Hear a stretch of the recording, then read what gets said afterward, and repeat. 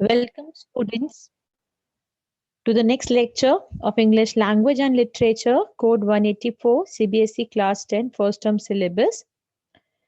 Now we are starting with the videos of the second book, which is titled Footprints Without Feet. आज हम उसका first chapter करने वाले हैं, जिसका टाइटल है Triumph of surgery. So let us start with it. आपको पता है कि आपके एग्जाम में सब एमसीक्यू फॉर्म में आने वाला है. तो इस बेसिस पे आपको चैप्टर्स को बहुत डिटेलिंग में करना पड़ेगा, वो बहुत इंपॉर्टेंट है. ठीक है, क्योंकि आरटीसी बेस्ड जब क्वेश्चंस आएंगे तो यू कैन फेस प्रॉब्लम. तो थोड़ा सा ध्यान से समझिएगा, कुछ वोकैबुलरी वर्ड्स हैं उनको देख लेते हैं. ठीक है, तो आपको पता है आज हम कौन सा चैप्टर कर रहे हैं. हम कर रहे हैं Triumph of Surgery written by James Herriot. ठीक है, चलिए. सबसे पहला वर्ड है सॉसेज. ये जो मैंने पिक्चर लगाया ये सॉसेज का ही एक फूड आइटम है जो सिलेंड्रिकल शेप में होता है, सिलेंडर के शेप में होता है, या बेलन के आकार भी बोलते हैं शायद हिंदी में इसे. लॉल जो है कि अगर कोई बैठा हुआ है, लेटा हुआ है लेजी मैनर में, तो उसको हम या रिलैक्स मैनर में हम कहते हैं ही इज लॉलिंग. लंबगो एक डिजीज है जहाँ पे बॉडी के जॉइंट्स में पेन होता है, जैसे नी में पेन होता है, तो सॉरी पेन होता है, तो जॉइंट्स में पेन होता है. रिजीम जो होता है, जैसे अगर मैं बोलूँ I am going to start the new regime, तो न्यू रूल्स एंड रेगुलेशन मैंने अपने लिए बनाए हैं और मैं इस हिसाब से करने वाली हूँ कल से कि भैया अर्ली मॉर्निंग उठूंगी, फिर ब्रेकफास्ट करूंगी, फिर या वॉकिंग पे जाऊंगी, या कुछ भी ऐसे करके मैं एक नया रूल अपने लिए बनाऊँ, तो उसको रिजीम कहते हैं. टॉटरिंग जो होता है किसी वीक तरीके से, अनस्टेडी तरीके से चलना, ठीक है, या मूव करना. जैसे इस वाले हम चैप्टर में पढ़ेंगे कि जो डॉगी है, जो डॉग है इस चैप्टर में जिसका नाम है ट्रिकी, वो बहुत टॉटर करता है क्योंकि बहुत फैट हो चुका है. तो फीबल वीक तरीके से चलने को हम टॉटरिंग कहते हैं. सूंड मींस जब आप अनकॉन्शियस हो जाते हैं, या पार्शली या पूरे. कई बार बेहोश हो जाने को बोलते हैं कि ही सूंड. ठीक है, या कई बार होता है कि पार्शली वो अनकॉन्शियस हो गया, उसे समझ नहीं आ रहा है कि वो क्या कर रहा है, तो उसको हम बोलते हैं सूंड. शॉफर हम बोलते हैं बेटा ड्राइवर को. जैसे अगर मेरे पास एक पर्सनल कार है, मैंने एक ड्राइवर रखा हुआ है, इसको मैं बोल सकती हूँ शॉफर. ठीक है, तो ये वर्ड्स हैं जो इस चैप्टर में आपके आने वाले हैं. ठीक है, तो थोड़ा सा आपको पता होना चाहिए क्योंकि एग्जाम में आपको पता है मीनिंग भी आ रहा है, और मीनिंग बड़े अजीब अजीब तरीके से भी आ रहे हैं कि भैया जिस तरह से इसमें यूज हुआ है उस तरह से किस सेंटेंस में इस मीनिंग को यूज किया गया है. चलिए, अब हम कैरेक्टर्स को जान लेते हैं. इसमें आपके पास है मिस्टर हैरियट, जो मेन कैरेक्टर है. ये वेटरनरी सर्जन है, ये एक डॉक्टर है. डॉक्टर किसके? एनिमल के. ठीक है, और है मिसेस पम्फरे, जो ये डॉग की मिस्ट्रेस है. ठीक है, जो डॉग, जिसके पास डॉग है, जिसका ये पेट डॉग है. और जो हमारा मेन कैरेक्टर है स्टोरी का, वो है ट्रिकी, जो कि मिसेस पम्फरे का डॉग है. ठीक है, तो ये तीन मेन कैरेक्टर्स है और इन्हीं तीनों के आसपास पूरी स्टोरी घूमने वाली है. ठीक है, तो लेट अस सी कहाँ से स्टोरी स्टार्ट होती है और ये स्टोरी है किस बारे में. ये स्टोरी है एक ट्रिकी स्मॉल डॉग है आई एम सॉरी, इसको बहुत पैम्पर्ड है. पैम्पर्ड मतलब बहुत ज्यादा लाड़ों से पला है, और उसको बहुत प्यार मिला है, और इसको इसी करके ओवर फीड किया जाता है, ज्यादा खाना खिलाया जाता है. इसकी रिच मिस्ट्रेस जो है, जो इसकी मिस्ट्रेस है, वो बहुत रिच है, उसको बहुत सारा खाना खिलाती है. और क्या हो जाता है, ये बीमार पड़ जाता है, ही फॉल्स इल. और जो इसकी मिस्ट्रेस है, वो वेटरनरी सर्जन से कंसल्ट करती है कि उसे क्या करना चाहिए. ठीक है, तो वो क्या होता है, डज ही परफॉर्म ऑपरेशन, क्या जो सर्जन है वो कोई ऑपरेशन करते हैं, उसका फैट निकालते हैं उसकी बॉडी से, और डॉग रिकवर कैसे होता है, इस चैप्टर में हम ये सीखने वाले हैं और समझने वाले हैं, इस स्टोरी में हम जानने वाले हैं. चलिए, अब जो मिस पंफरे है वो बहुत एक रिच लेडी है. She has a pet dog called Tricky, और वो अपने डॉग से बहुत प्यार करती है. And she is unable to refuse him what he wanted, और जो भी वो खाना चाहता है वो उसको खिलाती है. और जो इनका डॉग है आपको जान के सरप्राइज होगा, उसको क्रीम केक्स खाने का और चॉकलेट्स खाने का बहुत शौक है. ठीक है, अब क्या हुआ, एक दिन मिसेस पंफरे जो थी अपने ट्रिकी के साथ राउंड ले रही थी, और रास्ते में उनको कौन मिला, डॉक्टर मिला. ठीक है, वही जिससे उसका ट्रीटमेंट चलता था, या जिसके पास जनरली वो ट्रिकी को लेके जाया करती थी, तो वही डॉक्टर जो है, जिसका नाम है जेम्स हैरियट, उन्होंने वो मिले. ठीक है, और वो उनसे बात करने के लिए रुक गई. और जेम्स हैरियट जो थे वो बहुत शॉक्ड थे ट्रिकी को देखकर, क्योंकि वो एक ब्लॉटेड सॉसेज जैसा लग रहा था. मैंने आपको सॉसेज दिखाया था ना, सिलेंड्रिकल शेप का जो मीट होता है, इसको हम सॉसेज बोलते हैं. और ब्लॉटेड मतलब फूला हुआ, स्वॉलन. तो वो ऐसा लग रहा था जैसे एक सॉसेज बहुत फूल गया है, ऐसा टिक्की की कंडीशन थी. वो इतना फैट था कि वो ढंग से चल भी नहीं पा रहा था, वो टॉटर कर रहा था, वो इतने धीरे धीरे चल रहा था, उसकी आंखें बिल्कुल रेड थी, और जो उसकी आंखों से था वो पानी आ रहा था. तो वो इतना फैट हो गया था कि उसके लिए नॉर्मल चीजें करना भी बहुत डिफिकल्ट हो गया था। तो ये क्या स्टोरी समझ आया कि मिसेस पम्फ्रे अपने डॉग के साथ कहीं जा रही है, रास्ते में वेट मिल गए हैं, डॉक्टर मिल गए हैं और वो उस डॉग की कंडीशन को देख के बहुत सरप्राइज्ड है। और ये नहीं कि जानते नहीं, जानते हैं जो ट्रिकी जो होता है उसका ट्रीटमेंट इन्हीं डॉक्टर से चलता है, तो ही नोज दैट डॉग, ठीक है, वेरी वेल। चलिए आगे चलते हैं। आगे स्टोरी में क्या होता है, अब उनको लगा कि अब मुझे बोलना पड़ेगा। अब तो जो वेट थे जेम्स हैरियट, उन्होंने बोला, उन्होंने कहा कि भैया ये बहुत सिवियर हो गया है, ये बहुत सीरियस कंडीशन हो गई है, and he really meant it. उसने कहा आई रियली मीन इट। आपको इसका फूड कट डाउन करना पड़ेगा, whatever you give him, whatever you have to cut down it, you have to reduce it. ठीक है, और साथ में बहुत सारी एक्सरसाइज भी देनी पड़ेगी अगर आप चाहते हो कि ये ठीक हो जाए, और अपने दिल को तुम्हें मजबूत करना पड़ेगा। He is telling to Mrs Pumphrey to harden your heart. ये मत सोचो, आपने देखा होगा ऐसे भी कुछ पेरेंट्स होते हैं जो अपने बच्चों को मना ही नहीं कर सकते, जो वो कहते हैं उनको वो देते रहते, देते रहते हैं, देते रहते हैं। और व्हाट इज द कंक्लूजन, उसका रिजल्ट क्या निकलता है कि बच्चा जो होता है वो हाथ से निकल जाता है। अब मिसेस पम्फरी को जब ये बातें बोली गई that she has to cut down her food, उसको एक्सरसाइज भी कराना पड़ेगा, नहीं तो वो बहुत बुरी तरह से बीमार पड़ जाएगा, उनको अपना दिल मजबूत करना पड़ेगा और उसको स्ट्रिक्ट डाइट पे रखना पड़ेगा, क्योंकि डॉग को पसंद है खाना पीना, वो जब जब भी खाना पीना मांगे तभी तो नहीं दिया जा सकता। एक रूटीन होना चाहिए, एक रिजाइम होना चाहिए, ठीक है। अब क्या हुआ, मिसेस पम्फरी को थोड़ा सा she is ringing her hands, वो अपने हाथों को रंग कर रही है। रंग मतलब वो बड़ा शॉक फील कर रही है, इनको समझ नहीं आ रहा कि वो क्या करे। जब हम बहुत कंफ्यूज होते तो हमने अपने हाथों को दबाने लग जाते, तो बहुत कंफ्यूज है। तो उसने कहा ओके मिस्टर हैरियट, मैं आपसे प्रॉमिस करती हूँ कि दो ये जो तुम मुझसे काम कह रहे हो बहुत डिफिकल्ट है, क्योंकि मैं मना नहीं कर सकती हूँ whenever he asks for food, लेकिन चलो मैं फॉलो करके देखूंगी, मैं एक नया रूल्स एंड रेगुलेशंस बनाऊंगी, मैं उसको फॉलो करके देखूंगी। ठीक है, अब वो वहां से चले गए और डॉक्टर अपने रास्ते आ गया। अब जब वो जा रहे थे तो डॉक्टर उनको देख रहा था कि इतनी धीरे धीरे वो जो डॉग है उसने कोट पहना हुआ था, ट्वीड कोट, ठीक है, एक फर वाला कोट पहना हुआ था जो कि जैसे बच्चों को हम पहना देते हैं जब बहुत ठंड होती है। और उसके पास पूरा वार्डरोब था, पूरी अलमीरा थी इस कोट्स की। वो डॉग ढंग से चल ही नहीं पा रहा था, उसके पास रेन कोट्स थे बहुत सारे, रेनी वेदर के लिए कोट्स थे बहुत सारे, विंटर्स के लिए। और उसकी वो ड्रूपिंग इन हिज हार्नेस, उसका गर्दन बिल्कुल गिरा हुआ था, उसकी गर्दन में बिल्कुल जान ही नहीं थी। हार्नेस मतलब जिस रोप से उसका टायर्ड था, उस रोप के अंदर उसकी गर्दन बिल्कुल गिरी हुई थी, मतलब उसके he was very very very lazy and he was not able to walk. और मिस्टर को ये समझ आ गया, डॉक्टर को ये समझ आ गया कि जल्दी ही उसके पास मिसेस पम्फ्री का कॉल आने वाला है। और जैसा ही उन्हें एक्सपेक्ट किया था, with in a few days he had a call from Mrs Pomfrey and she was extremely worried, क्योंकि ट्रिकी ने कुछ भी खाने के लिए मना कर दिया था। ही was not eating even his favourite dishes, और उसके बावजूद उसको बहुत वॉमिटिंग हो रही थी। वो जस्ट पड़ा हुआ था अपने रग पे, अपने बेड के ऊपर वो लेटा हुआ था, पैंट कर रहा था, मतलब उस ढंग से ब्रीदिंग नहीं कर पा रहा था, चल नहीं पा रहा था, उठ नहीं पा रहा था। तो जब उनका फ़ोन आया तो उन्होंने ये ट्रिकी की कंडीशंस बताई। अब आप अगर आपसे क्वेश्चन आते हैं कि जो ये जो जेम्स हैरियट थे, जो ये डॉक्टर्स थे, जो डॉक्टर थे, जो वेट थे, ये ये फोरसाइट कर पाए थे, ये आगे देख पाए थे, वो अज़्यूम कर पाए थे कि क्या होने वाला है, और वही हुआ। तो इसमें आप बोलेंगे yes he could see it, he could foresee it, क्योंकि वो पहले से ही पहचान पाए थे कि उनको अब फ़ोन आने वाला है, क्योंकि उन्होंने उस दिन ही ट्रिकी की कंडीशन को देख लिया था। अब being a veteran in his field, veteran मतलब होता है जो बंदा बहुत एक्सपर्ट होता है। तो ये कह रहे हैं कि मैं बहुत एक्सपर्ट था, मेरे को बहुत एक्सपीरियंस है being a doctor of animals. तो मुझे पता था कि मुझे क्या करना है। अगर मुझे उसकी कंडीशन को इम्प्रूव करना है तो मुझे क्या करना है? मुझे उसको घर से बाहर निकालना है, और इस घर में अगर वो रहेगा तो उसको खाने पे खाना दिया जाएगा, उसकी कंडीशन कभी भी सही नहीं हो पाएगी। तो उन्होंने बोला मिसेस पम्फ्रे को that for few days I have to take him. और कहाँ ले जाऊँगा? ही वुड बी हॉस्पिटलाइज्ड, उसको हॉस्पिटलाइज़ किया जाएगा और उनको डॉक्टर की ऑब्जर्वेशन में रखा जाएगा फोर्टनाइट के लिए। फोर्टनाइट मतलब 2 वीक्स हम कह देते हैं फोर्टनाइट के पीरियड को। तो 2 वीक्स के लिए उसको डॉक्टर की ऑब्जर्वेशन में रखा जाएगा। अब आप बताइए, जो इतना पैम्पर करते हो डॉग को, क्या वो एक भी दिन डॉग के बिना रह सकते हैं?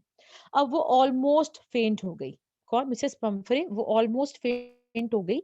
वो फेंट होने वाली थी कि भैया ट्रिकी अगर मुझे नहीं देखेगा तो ही वुड डाई। ठीक है? लेकिन हैरियट ने कहा there is no other option, कोई ऑप्शन नहीं है। अगर आप ट्रिकी को वेल देखना चाहते हैं तो इस डॉग को मेरे साथ मेरी सर्जरी में भेज दीजिए, मेरे हॉस्पिटल में भेज दीजिए। हम सर्जरी हॉस्पिटल्स को भी कहते हैं जहाँ पे को रखा जाता है पेशेंट्स को, ठीक है? तो अब इन्होंने बोला कि this is the only option, अगर आप चाहते हो कि आपका डॉग बिल्कुल सही हो जाए, you have to send this dog to the surgery along with me.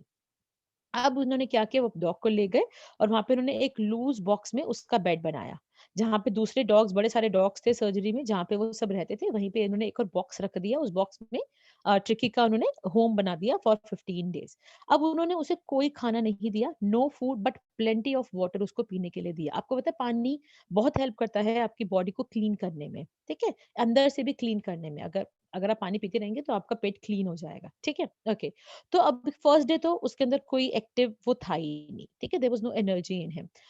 अब at the end of second day, जब सेकंड डे खत्म होने वाला था, तो उसने कुछ इंटरेस्ट दिखाना शुरू किया अपनी सराउंडिंग्स में। He was looking here and there, he was looking at the other dogs, he began to whimper, he began to produce some sound. उसने डॉग वाली कुछ आवाजें निकालने शुरू करी, जब उसको और डॉगी की आवाज आ रही होगी।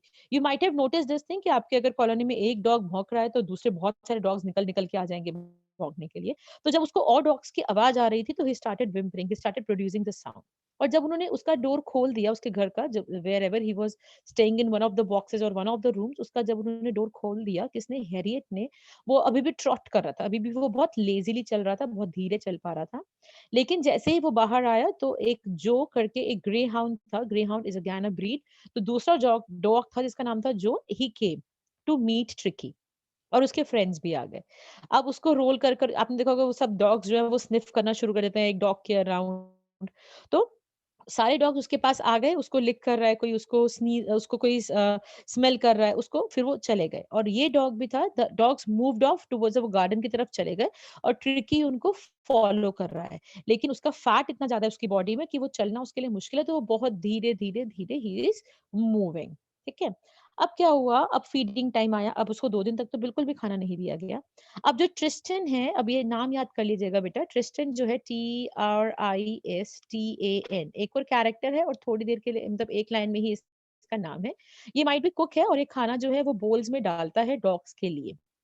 ठीक है? तो जब डॉग्स के लिए खाना डाला जाता है, तो सारे डॉग्स भागते हैं वहाँ पे। अब तुम उनको इंसानों की तरह टेबल पे तो बिठा नहीं सकते हो, they would run to food. तो वो भागते हैं और हाई स्पीड से फटाफट खाना खत्म करते हैं। उनको लगता है कि भैया अगर मैंने नहीं खाया तो मुझे बाद में नहीं मिलने वाला है। और last part of the meal के लिए वो बिल्कुल वेट नहीं करते, फटाफट खाना शुरू कर देते हैं। अब आप सोचो ट्रिकी की यहाँ पे क्या हालत होने वाली है, जहाँ पे वो ऐसे घर पे रहता है जहाँ पे उसको खाना सर्व करके दिया जाता है। Now he has to run and eat his food if he want to eat something. जब वो सारे डॉग्स खाना खत्म कर गए, ट्रिकी वहां पे पहुंचा तब। अब वहां पे उसको सिर्फ बोल्स नजर आ रहे हैं, and he is just licking them, वो उनको सिर्फ चाट रहा है। He can not have anything because everything has been finished up. Next day से एक एक्स्ट्रा बोल रखा गया, ठीक है? और जहाँ पे जो ट्रिकी था या अदर डॉग्स को वहां पे खाना दिया गया, और उस दिन थोड़ा सा वो फास्ट उन खानों पे पहुंच रहा था, उन बोल्स की तरफ पहुंच रहा था, क्योंकि उसे पता था कि अगर मैं नहीं गया तो I would get nothing there. चलिए, अब meanwhile when this was going on, Mrs Pumphrey, आपको पता है जब इतनी ज़्यादा कॉन्शियस है अपने ट्रिकी को लेकर, तो she was making continuous calls to Herriot कि what is the condition of my dog. अब उन्होंने क्या बोला, ही इज़ कन्वालेसिंग। कन्वालेसिंग मतलब उसकी कंडीशन धीरे-धीरे इम्प्रूव हो रही है। अब मिसेस पंफ्रिक को लगा अगर उसकी कंडीशन इम्प्रूव हो रही है, तो he should be given extra food. तो उसने क्या किया, उसने फ्रेश एग्स भेजने शुरू किए सर्जरी में, 2 डज़न एट अ टाइम। मतलब 1 दिन में 2 बार वो एग्स भेज रही है, और एक बारी में कितने भेज रही है, 2 डज़न, जिससे ट्रिकी उनको खाए और उसकी स्ट्रेंथ अच्छी रहे, ठीक है? अब he was not giving food to Tricky, अगर वो ट्रिकी को इतना फूड खिलाएगा तो वापस उसकी वही कंडीशन होनी चाहिए। तो अब क्या है, जो ये एग्स आ रहे हैं ना, अब ये doctors and his team are enjoying it. अब वो ब्रेकफास्ट में एग्स खा रहे हैं, और उसने क्या सेंड करना शुरू किया, बॉटल्स ऑफ वाइन्स भी भेजना शुरू किया, किसके लिए, ट्रिकी के लिए, ठीक है? तो उसने बॉटल ऑफ वाइन भेजना शुरू किया, and these also were enjoyed by doctor and his team, because, और कितने ले रहे थे वो, 2 glasses of wine the doctors were enjoying before and after the मील।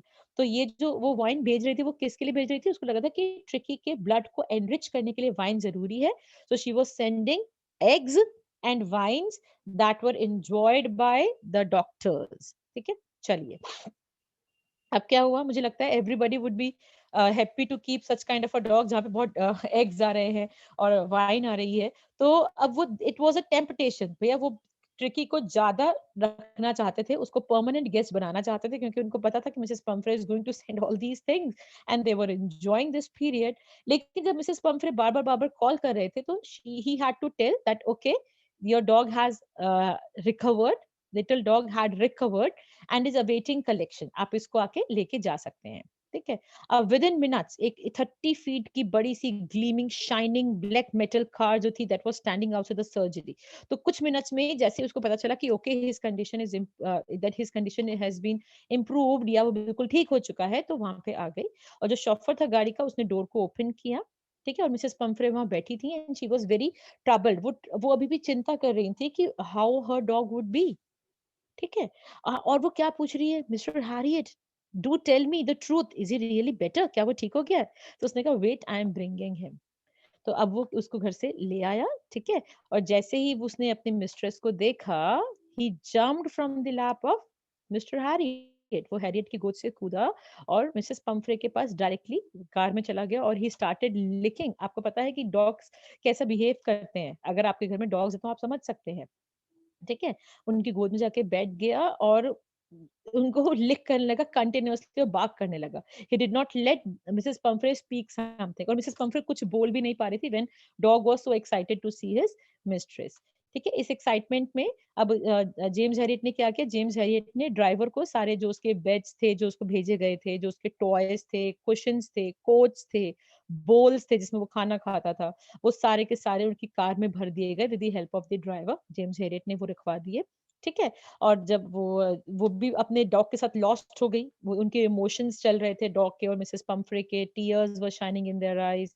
ठीक है, तो अब जब वो वहां से जा रही है, she turned and said something, and what was it, she said that how can I ever thank you, this is the Triumph of surgery.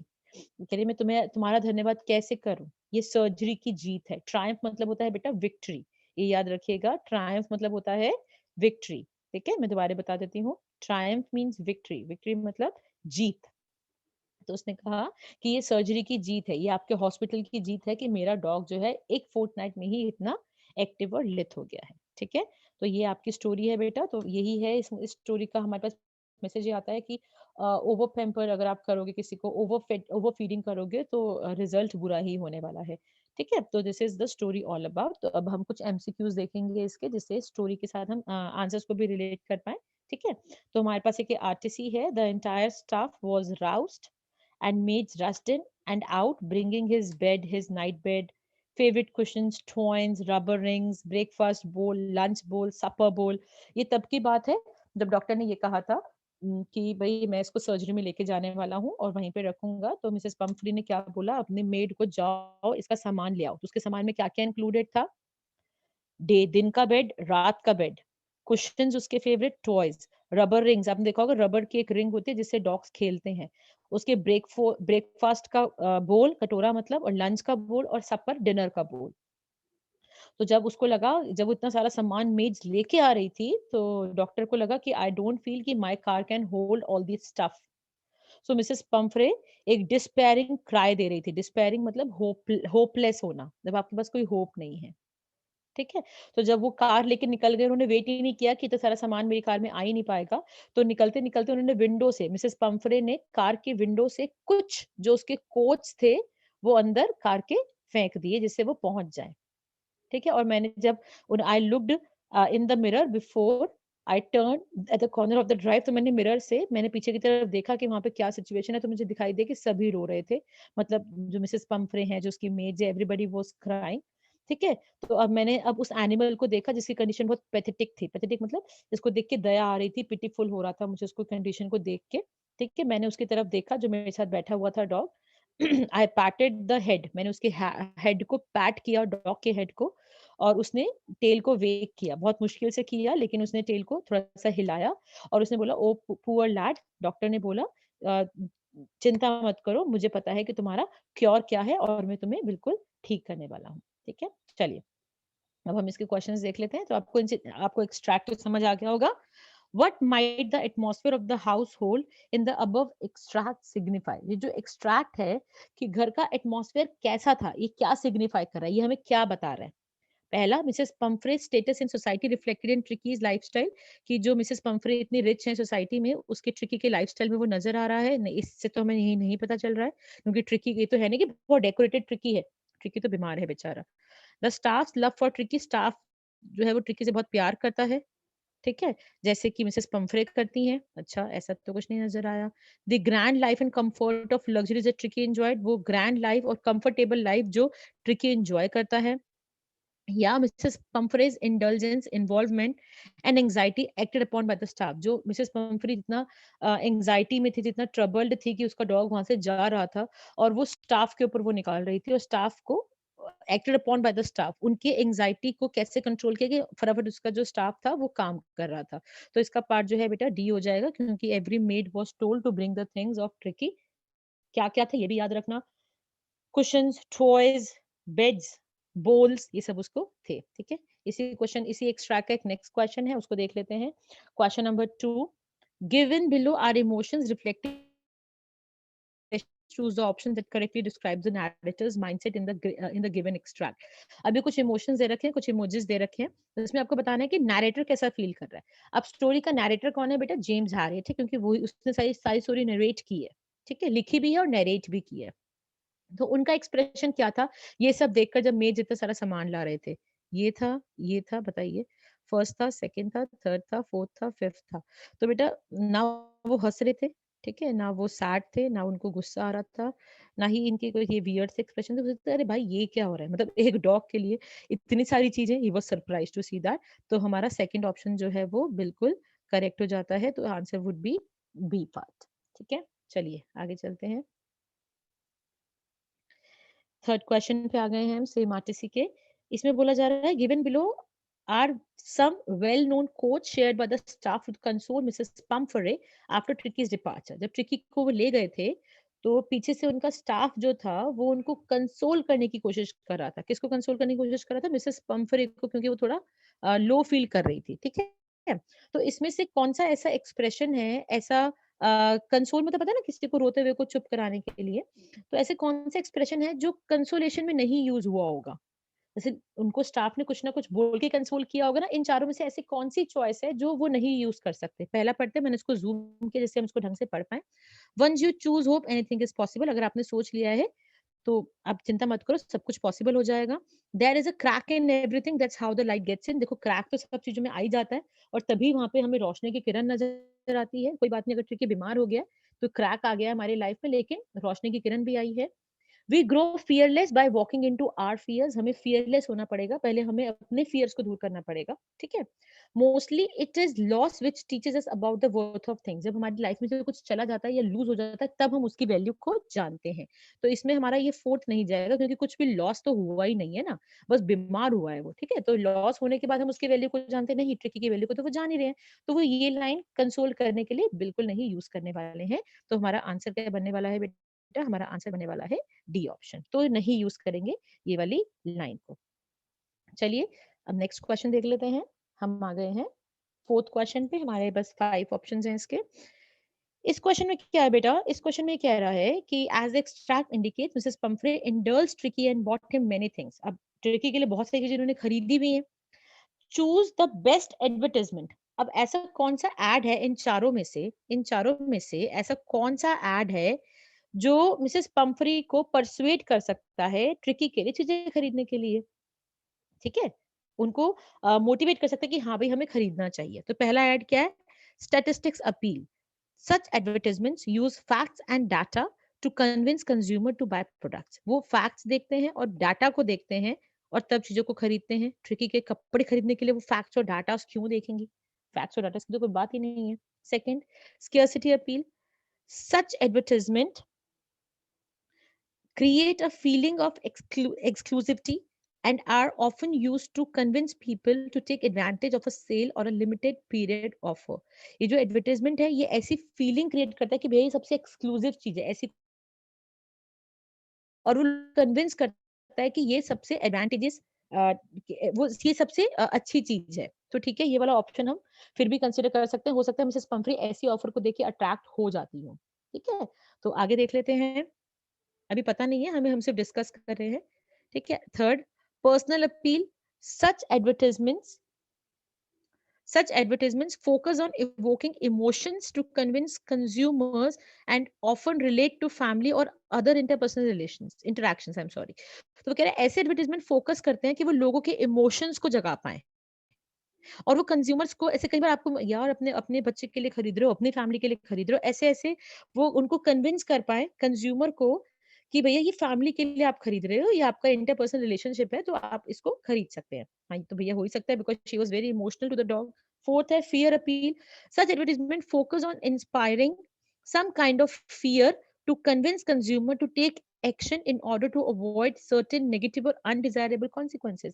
एक फियर अपील होती है कि अगर आपने ये नहीं खरीदा, ऐसे एडवर्टाइजमेंट इस पे फोकस करते हैं कि अगर आप इसमें फियर आ जाता है और आप कन्विंस हो जाते हो कि अगर आपने ये नहीं खरीदा तो कुछ ना कुछ नेगेटिव या अनडिजायरेबल आपके साथ हो सकता है या आपके रिलेटिव के साथ हो सकता है। तो इसमें हमारा कौन-कौन से ऑप्शन सही जाते हैं बेटा? क्योंकि एक्सक्लूसिविटी में तो नहीं जाएगा, तो इसलिए थर्ड और फोर्थ देख लेते बिल्कुल सही जा रहा है, ठीक है? चलिए अब हम लास्ट इस एक्सट्रैक्ट का लास्ट क्वेश्चन देखने वाले हैं। जो लास्ट क्वेश्चन है वो कहता है the narrator describes Tricki as a pathetic little animal. वो उसे कहते हैं ना कार्य में कि भैया तुम मेरे पैथेटिक तुम बड़े बेचारे से लग रहे हो। The use the word pathetic means what? He was very fond of tricky, उन्हें ट्रिकी बहुत पसंद था। थॉट ट्रिकी वाज कंटेम्प्टेबल, उसको उनको देख के घृणा आ रही थी, बुरा लग रहा था, हेट्रेड फील हो रहा था। पिटीड ट्रिकीज कंडीशन, उनको उसके ऊपर पिटी हो रही थी, दया आ रही थी। बिलीव्ड ट्रिकीज हेल्थ वाज डिटोरिएटिंग, उनको ये आ रहा लग रहा था कि ट्रिकी की जो हेल्थ है वो और डिटोरिएट हो रही है और बिगड़ रही है। नहीं, ये थर्ड पॉइंट है कि उनको उसको देख के दया आ रही थी। ठीक है, that's it for this video बेटा। मैंने आपको इस चैप्टर को समझा दिया है, कुछ साथ में आरटीसी भी करा दी है जिससे आपको थोड़ा सा समझ आ जाए। लेकिन आपको एक बात ध्यान रखनी है कि what is the thing that you have learned. कोई भी चीज हम एक्सेस में करते हैं वो गुड नहीं है, चाहे वो